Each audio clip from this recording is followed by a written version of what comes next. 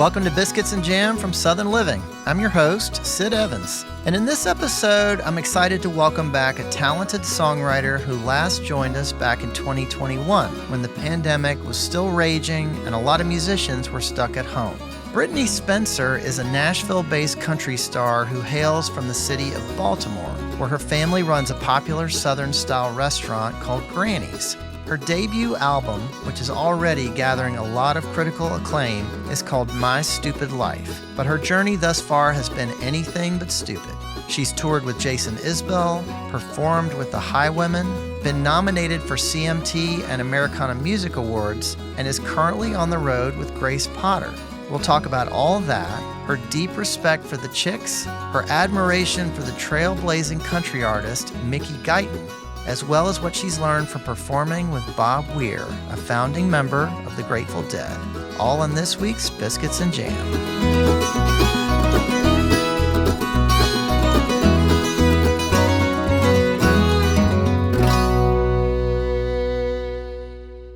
Brittney Spencer, welcome back to Biscuits and Jam. Thanks for having me. Well, listen, I got to start by saying congrats on the new album. It's your first album. It's called My Stupid Life, and it's terrific. I mean, it's amazing. I listened to the whole thing, and there's just so many great songs and so many layers to it. It's just wonderful. Thank you. I appreciate that. This album, gosh, it's my first one I've ever put out, and I'm feeling all the nerves, all the excitement. I'm mostly just ready, I think. A lot of these songs I've been touring for a few years, and it's really cool to put them out into the world. And I don't know, maybe a few people in the crowd will know them next time I have a show and we can just sing along together. I think a lot of people are starting to know them. Tell me a little bit about the name and where that came from. I mean, it seems like life has been pretty good the last few years, anything but stupid. Oh, yeah. I feel like I use the word stupid often, and it's kind of a term of endearment. The title of the album, it really comes from a song that's on the album called My Stupid Life. And the song, I'm just talking about how things, they don't always go the way you want it to. Sometimes I feel a little jaded. Sometimes I feel a little too open. Sometimes things are going incredibly well.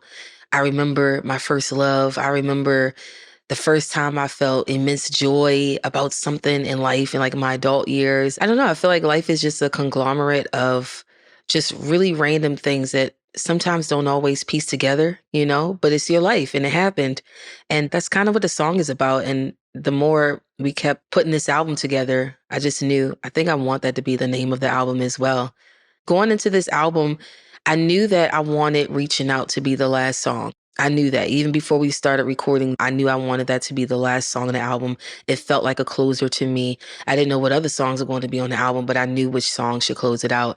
And I knew the album should be called My Stupid Life. Yeah. Like, I just knew it. First, I just love that title. And I'm always thinking like a fan first because I really feel like one. And I knew as a fan, I want to listen to whatever is called My Stupid Life.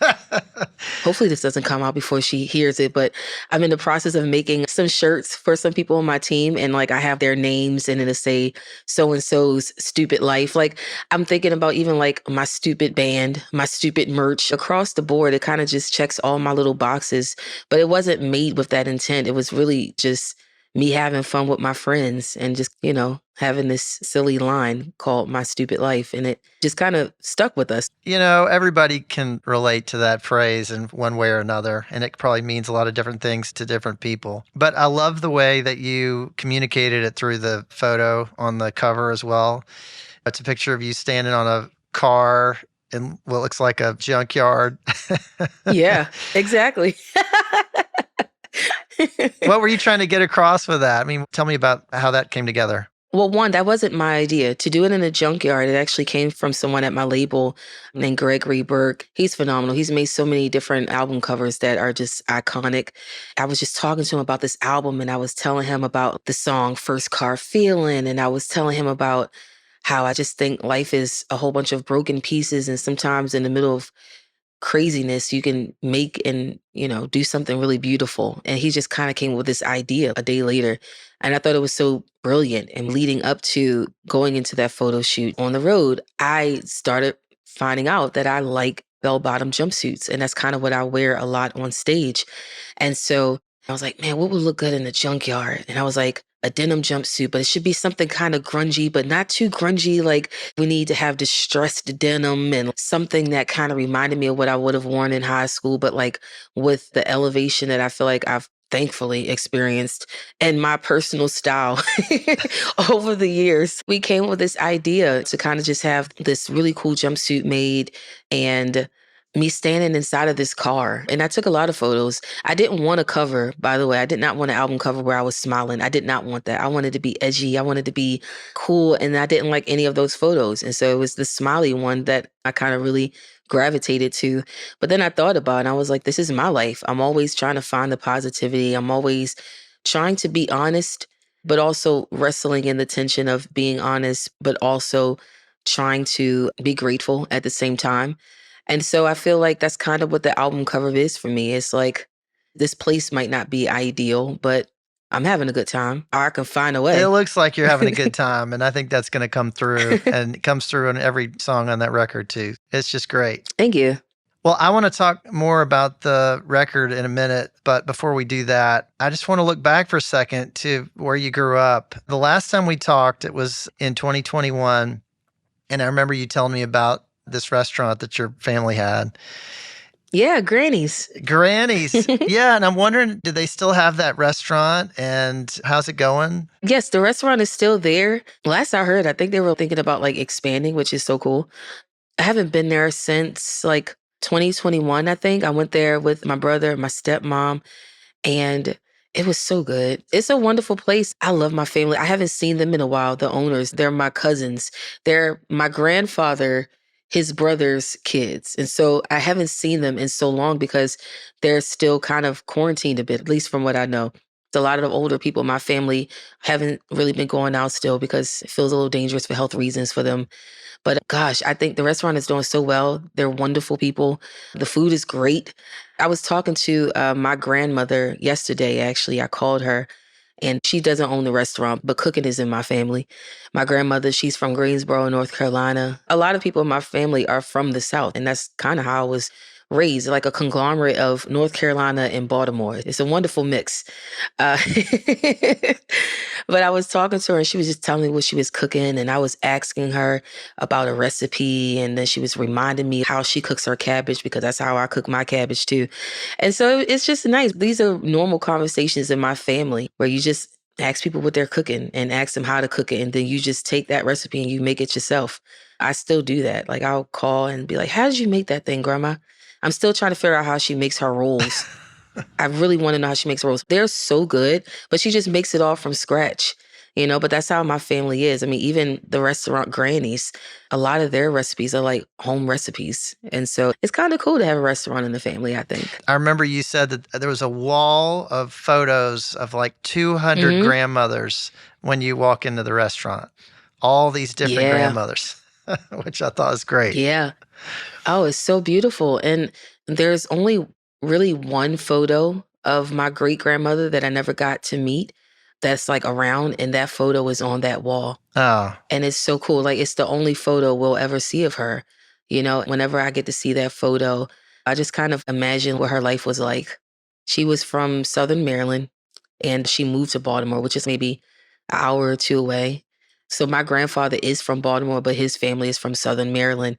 And just, I don't know, I kind of imagine what her life was like. Like I've read up on like the history of some of the area where she's from, and just like in my head, just kind of like make stories about what her day would have been like. And so I don't know, it's a beautiful photo and one of the perks for me of going back to Granny's restaurant. This is your great grandmother you're talking about. Mm-hmm. Grandma May. So Brittney, when you think about cooks in your family, who's kind of the rock star cook in the family? Who's the person that everyone talks about their cooking? My cousin Krissy. She is a wonderful cook. And I like her because she's a mix of a lot. She spent like 6 years going to college for cooking. She went to the Culinary Institute of America for several years, some other school in Baltimore for years. She worked in restaurants. She's worked in personal dining, like just all kinds of things she's done. And she has a really, really nice way of kind of bringing flavor together. But also, my grandmother was her first teacher. And my grandmother just makes Southern cuisine. And so it's cool just kind of hearing, or I guess tasting rather, all of the different influences in her cooking style. It reminds me of how I make music. I kind of mix things together too, you know. I like having a little bit of something for everybody. And I think my cousin definitely does that as well. Because also, people in my family have gone through all kinds of different dietary changes, you know. Like, I remember when my aunt stopped eating red meat. And then all of a sudden, all of us stopped eating red meat for a while. And then someone got into kale. And then at the family gatherings, there's now this kale dish.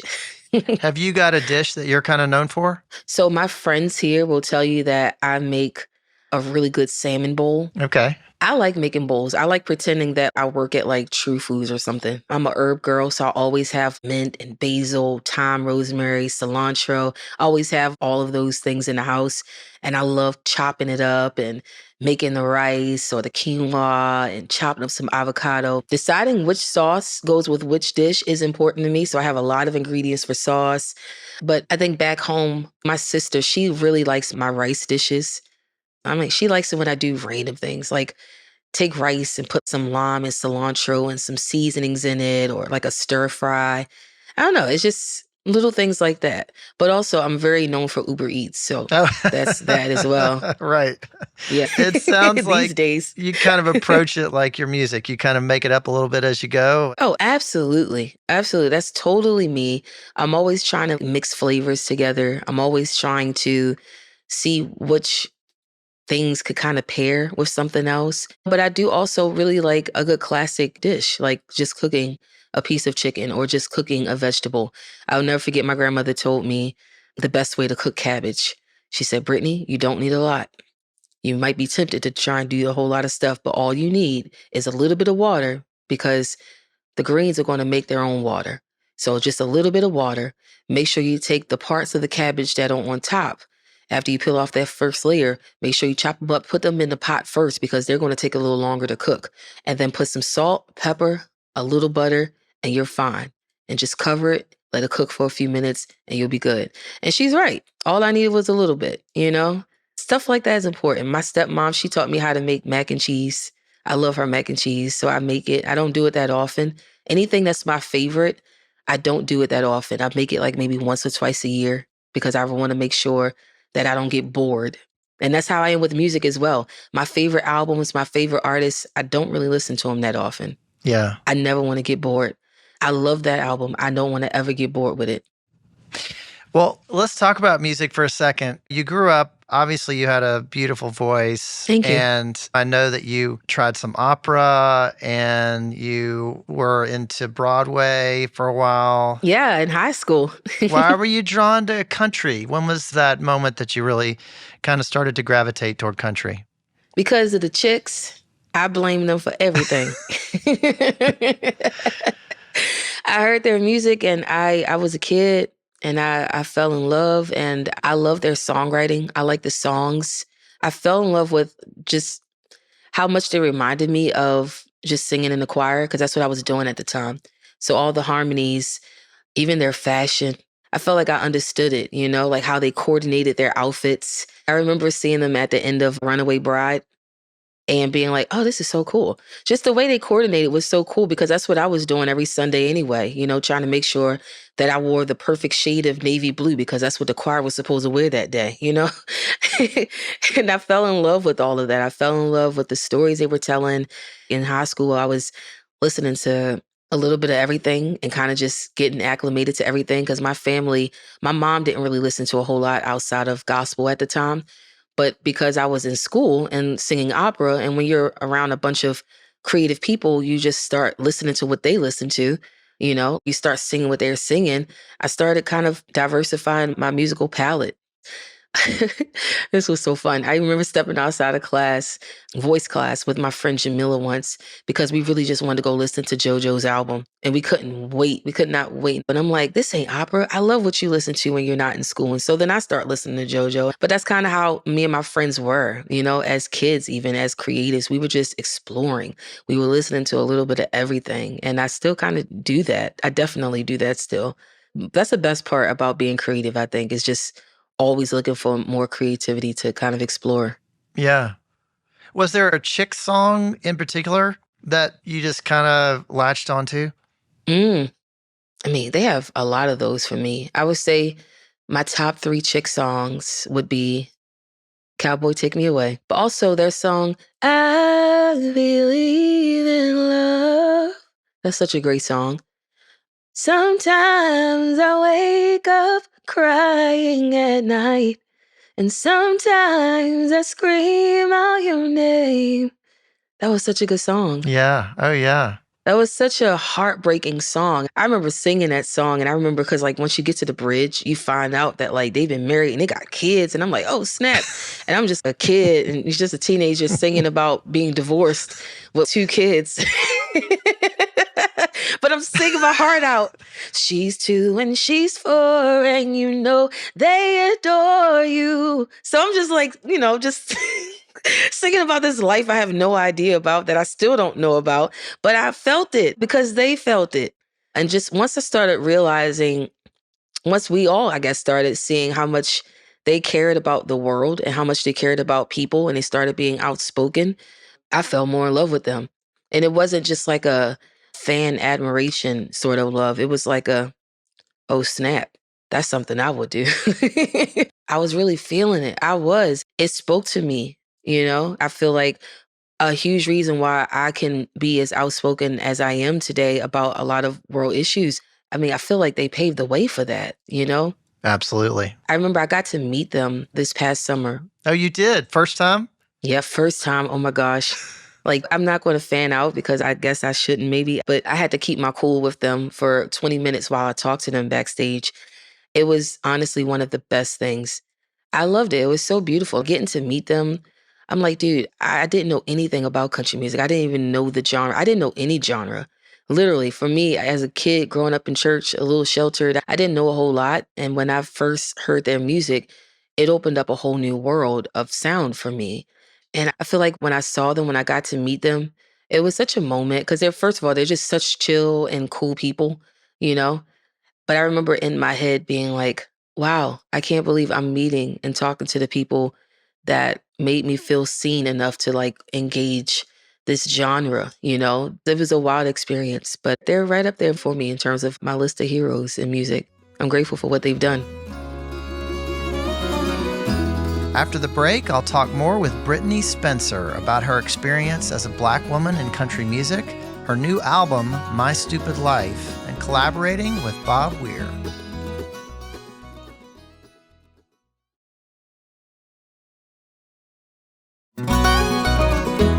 Welcome back to Biscuits and Jam from Southern Living. I'm Sid Evans, and today I'm talking with the rising country artist, Brittney Spencer.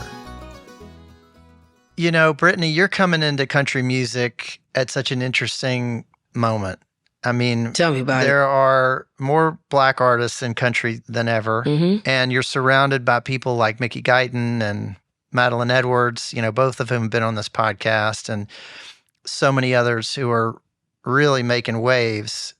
And when you talk to those artists, is there a sense that things are really changing for the better? I mean, do you feel a sense of like history happening when you talk to them? I definitely feel like history's happening. Like you said, I mean, we haven't seen this many Black country artists like ever. And I'm excited to see what happens in the careers of so many of us. And I hope that the industry continues to grow and kind of catch up a bit. I hope that it does. I feel like, particularly when I talk to people like Mickey, it's a wonderful time to be who we are in this genre, particularly in this time. I mean, I credit a lot of this to Mickey. I really think that Mickey sparked a whole new generation of country artists, and that's powerful. Like, before ever even putting out her first album, she was already an icon. She was already legendary. She's already done something. If Mickey didn't speak up, if Mickey didn't talk about being Black, or the song Black Like Me, if she didn't do that, I just don't think we would see this moment at all. And there's no one that can really kind of change my mind about that because I watched it in real time. People didn't care or weren't looking for this until she stood up and spoke out. And to kind of look and see where the industry was, pre-2020 to seeing where it is now as it relates to having so many Black artists, I can see where changes have been made, but I also see where so many more need to happen. And I see how a lot of us have gotten our foot in the door, but I'm looking forward to the day where that door is gone. I'm looking for the day where that glass ceiling doesn't exist. I mean, we do so many really cool things. We diversify our portfolios a lot, in terms of the things that we do. And it's so cool. I love seeing us do things on TV. I love seeing us do so many different branding and partnership deals. I love that. I also can't wait to see us, on the charts. I can't wait to see us on the radio. I can't wait to hear us in the places where country musicians are. I'm so grateful for all the things that we get to do and for how far I guess we've come. And I'm also just looking forward to the day where there's a few more seats at the table. Well, you talk about being inspired by the chicks and then finally meeting them. I think there's probably a lot of young up and coming teenage artists who are listening to you and thinking the same thing and who are going to be listening to this album and want to do something like that someday. Gosh, I'm excited about what this time means for a lot of us artists in real time. I'm more interested in seeing what this particular moment means or how it translates in 10 years, when there's a new generation of country artists and there's so many of us that you can't let one or two in at a time. I'm looking forward to the day where this genre kind of looks a little more like other mainstream genres, which is a little bit of a lot of different kinds of people. I'm just looking forward to that. It took me a long time to leave Baltimore. It took me a long time to actually get past thinking about how things actually are, to actually have a vision for what I thought it could be, what it could look like.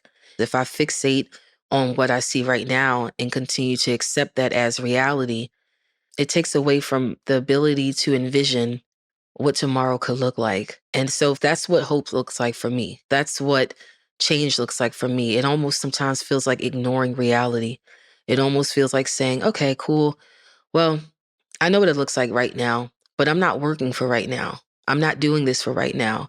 It's so nice if I have some success, but what I really would love to see happen is in 10 years, an artist not have to go through some of the things that I go through to get somewhere, and I feel like from the outside looking in, people can look at me and say, you've got so many opportunities and you've done so many things. And weren't you doing a Victoria's Secret thing? Didn't you just open for Springsteen and Willie Nelson? Like, people can look at that and say that, but there's so much that happens behind the scenes to get to these points sometimes. And it's hard to be a new artist, I think, for anybody, no matter what you look like, no matter who you are. But being a woman, being Black has its own unique set of challenges, I'm pursuing a genre where there aren't nearly as much women on the charts as there are men, and there aren't really Black people there. Not a whole lot, maybe one or two. Two is being generous. That's the reality, but I can't live or work for that. I acknowledge it. I know it's there. I know it exists. But I'm trying to envision something else. I'm trying to envision a world where that's not the case anymore. And so it's almost delusional, but that's what it means to hope. That's what it means to dream. I think the future is made by those kinds of people. And I don't know if I can make a damn thing other than this album, but I can at least try to do something, do my part, There are no saviors in this. We're all trying. Yeah, but you are doing this album. You just put this out there, and let's talk about that. It's really a statement. And I know it's probably feels like it's been a long time coming for you, and you've been working on a lot of this music for a long time, but it feels very much of a piece. It feels all very connected to me. I want to talk about the first song on the album, which is called New to This Town. So, Brittney, you've been in Nashville for more than a decade now, but I'm wondering if some of this was about your first experiences in Music City and really trying to kind of break in and figure that town out. Oh, yeah, absolutely. I moved here not knowing anybody. And I remember, like, right before I moved here, I was dating this guy. He's really ambitious. He was like, don't go to Nashville trying to make friends. Stay focused on your music. Stay focused on your career. And I remember getting here and being like, oh, that was stupid. Like, that was dumb advice. I remember just driving one night and kind of letting myself feel the loneliness that I actually really felt inside. And I started writing that song. And it's hard to move to a new town. You don't know nobody. People make plans or you meet somebody and it feels like it could be fun. It could be a friendship and then you don't ever see them again, You meet one night at a bar, at a club, and you say, oh, we should get together. Let's hang out. And then you don't. And it's like, oh, crap. You said we could hang out. And I was really kind of banking on that plan because I really wanted a friend. I actually tried to co-write that song with several different people a few years back. I think it was like maybe 3 years ago. I presented that song in a few co-writing sessions and it kind of didn't take with anybody. And I was like, okay, I'm just leaving it alone. I kind of shelved it, but I put it in this little folder that I have where I put a lot of my songs. And when it was time to pick songs for the album, I remember my label was like, what about this song? And I was like, really? You like that song? Because in my head, these writers that have written number one this and I don't know, -5 that, whatever, they've, it didn't really take. And they were like, no, this is a great song. I was like, should I finish it? This is all there is. And I remember going into the studio and being like, oh, I think this is it. I think this is really cool. And I'll end up going into the studio in LA with Romeo. And I love his work. And I remember him just kind of tinkering around on the keys and playing some really cool things.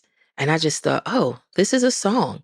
This is awesome. And initially, when we were making the track list for the album months later, I was going to put this song in the middle, kind of almost to be like a little palate cleanser, between the first half and the second half of the album. And I have to credit this to Greg Nadell, who heads up Elektra, my label. And he said, what if you open up the album with New to This Town? And I was like, I think that's kind of a brilliant idea. It felt nice. It felt cool to open up the album with vulnerability.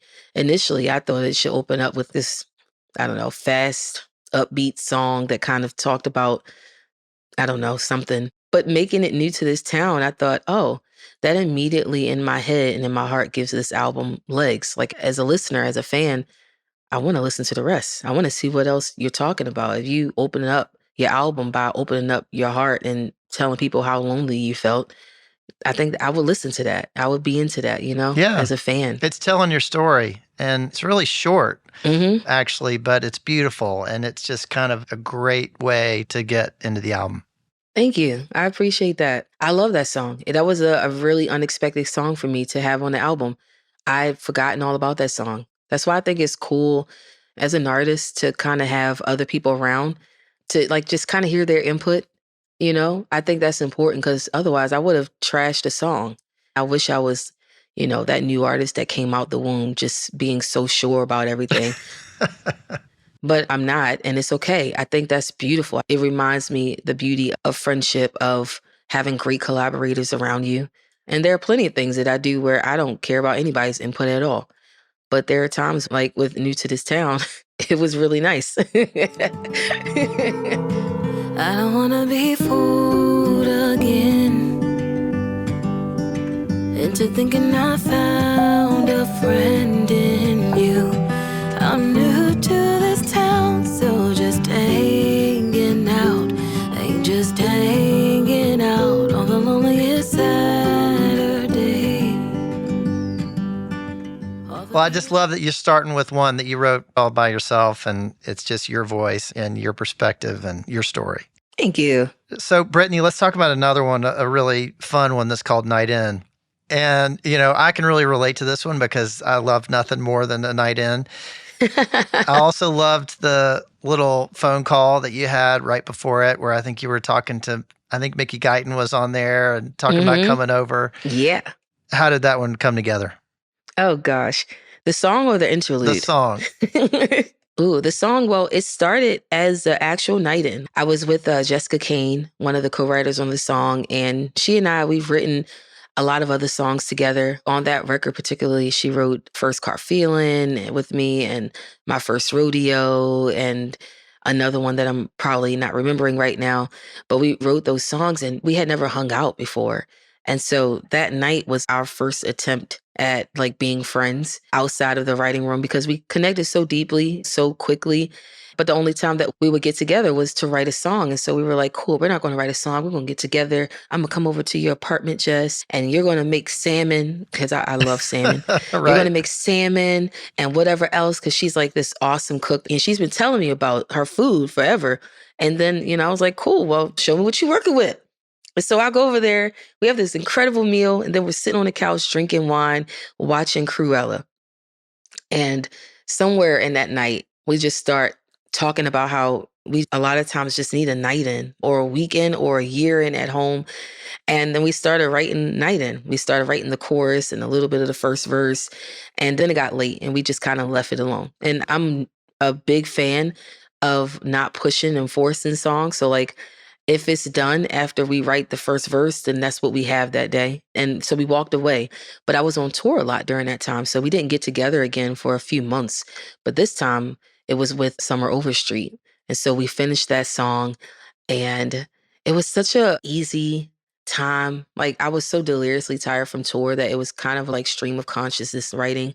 And we just had a good time. It was such a fun, easy day. I think for me, making that visualizer that we made for it, that was a really stretching thing for me. Honestly, up until like last year, I didn't even wear sleeveless shirts. I know it sounds so silly saying it out loud, but I'm a plus size woman. And for so much of my life, I've been told to cover up, up until a few years ago and to I don't know, just be opening up myself a little more. And just kind of running around a room and dancing and finding out on set that I can rock out on electric guitar. Like I remember being like, well, I see it all the time. I see people do it. I see people do it in my band and I see people do it on TV. I don't know if I can do it. I don't usually play guitar like this, but let me try. And I end up just having so much fun. And then I went to rehearsal a few weeks after and I started playing the way I did in that video. And I was like, oh, I guess I can rock out. I didn't know. I had no idea. But I'm just like trying out things in real time. And that's the fun and bright side of trial and error, I think. And that's what that video did for me. For me, Night In has been that video. It's been me seeing myself in a way that I didn't know people that look like me could be seen. I'm not doing something new. There's plenty of people who've done this before. I just didn't know that I could be one of those people and it helped me on my journey, of seeing myself in a way that's not inferior. I just want a night, getting high with friends. Not a night on the town, killing time again. No high heels, stumbling down the city streets. No drunk boys mumbling, can I buy you a drink? Turn my phone off, get a little going. All this turning it up, it really turning me on. I need sweatpants, vibing to an old CD. And my day one's next to me. I just want a night in. Well, it feels just like so many of the songs on this album. It feels like you. It feels very personal. It feels like it's honest. And I think a lot of people can relate to that. Yeah, I hope so. I love when people walk up to me after a show and be like, when is this song coming out? And I love being able to say, oh, it's out now. I love being able to finally say that because I've been touring without an album for 3 years. But a lot of the comments are always, I've never seen somebody that look like this doing what you're doing. That's cool. I like that. Or there's not enough of us here. Like, that's fun. Thank you so much. I felt really seen with this lyric. And I just want people to feel seen, Yeah. Coming from a person who has felt invisible most of their life, I wanted to make a project that just made a lot of different kinds of people feel seen, feel valued. And that's is bigger than music, For me, so often the song is a tool. I'm just trying to connect with people. I want to make music that makes people feel like having joy is the best thing they could do today. Having some form of happiness or being honest about their feelings or thinking about the world a little bit or facing your past, dealing with your inner demons. Sometimes it's hopefully satisfying, but sometimes it's not, And that's okay. That's life. Life is weird. Yeah. Life is weird and stupid, right? Life is weird and stupid in all of its glory. It's random. You're just hoping for the best. You're just hoping that you know what you're doing. And oftentimes, none of us really do. Yeah. And that's okay. That's the truth. Brittney, I want to ask you about some of the folks that you've collaborated with in the last couple of years, and in particular, Bob Weir. You mentioned him earlier, and he's an original member of the Grateful Dead. I'm a huge Grateful Dead fan, always have been. And most recently, all the stuff he did with Dead and Company. What has been a highlight of working with him and singing that music? Gosh, I don't even know where to start to answer that question. I feel like one of the things that I learned from him was versatility. I remember when I showed up to Radio City Music Hall to sing with him for 2 nights last year. And I was originally asked to just sit in on, I think like maybe a song or two. I sang 5 songs with him and all of them were so different. Some of them were covers. He was just so easy. I started learning more about the fan base, how there are so many songs they've never recorded, but the fans know them word for word. You know, I thought that was so cool, having a different set list every night.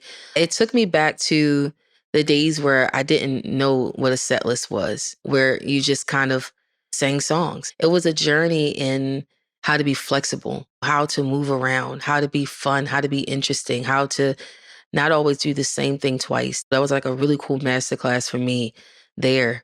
And you know, one of the things I thought was so interesting singing with him that night was the band. The band is so good. I mean, they're just insanely talented, and particularly the pedal steel player. Listening to the way that he would move on Looks Like Rain, and then they go into another song. We did What's Going On. And the pedal steel moved so effortlessly between all these different sounds, all these different genres, all these different emotions, but did it so effortlessly, and it sounded so authentic to the music that they were playing. And I thought, man, that's so fun, you know? Like, there's not one genre that can monopolize an instrument, that can monopolize a certain sound. And I love Bob because he just does what he wants. Yeah. You know? Right. If he wants to sing with shoes on, he does. If he doesn't, he doesn't. If he wants to wear his hat, he will. You know, I just thought it was so cool just being there. It was a crash course in how to be an artist and be yourself, and how to keep doing that for a long time. I thought it was really beautiful. Yeah. It's not a whole lot of times where I've gotten to feel specifically all those feelings all at once. You know, thankfully, I've gotten to do so many really cool things with a lot of really cool artists, and each time has kind of unlocked a different emotion. And I think that's really cool, and that's really beautiful. And I want to say it's rare, but it's happened so many times with me at this point where I'm just like, gosh, I can't say it's rare if it's always happening. Honestly, I think that everybody just carries something that's really rare and specific to them.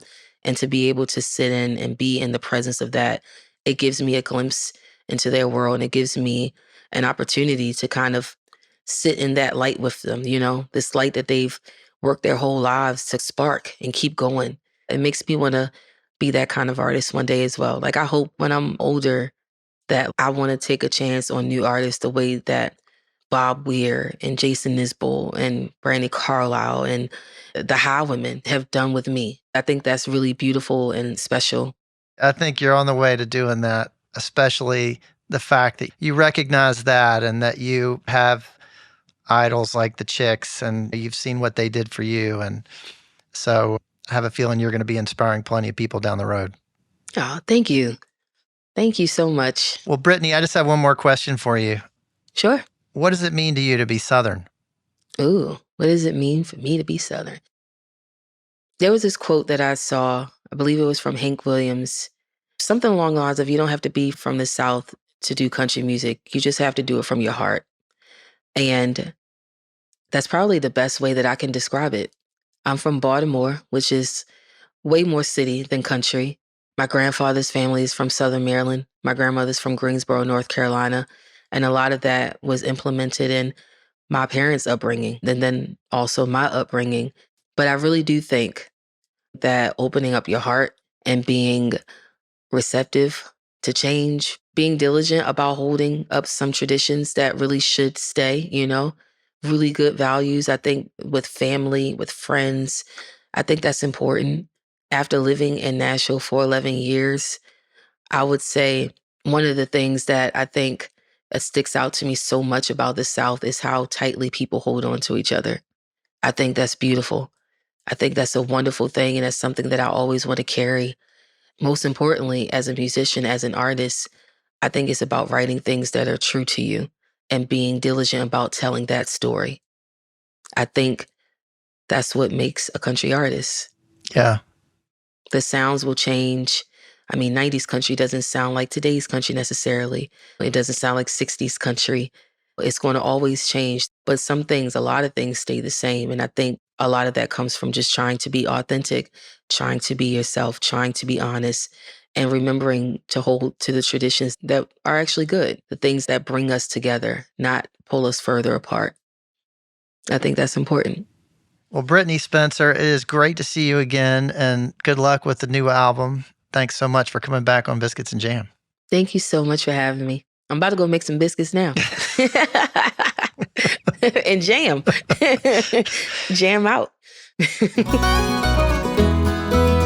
Thanks for listening to my conversation with Brittney Spencer. Southern Living is based in Birmingham, Alabama. Be sure to follow Biscuits and Jam on Apple Podcasts, Spotify, or wherever you listen.